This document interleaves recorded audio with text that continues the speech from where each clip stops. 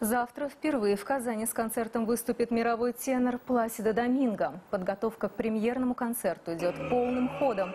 Программа обещает быть насыщенной мировыми оперными хитами. Кстати, их Пласидо Доминго исполнит с нашей землячкой Аидой Гарифуллиной, победительницей фестиваля «Опералия». На концерт мировой звезды мэр Казани выделил для всех учителей музыки более 2000 билетов. Все они получили специальное приглашение.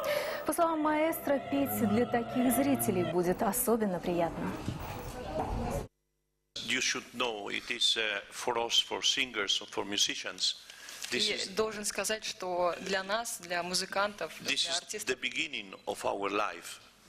это начало. You have the first notions of music and so on.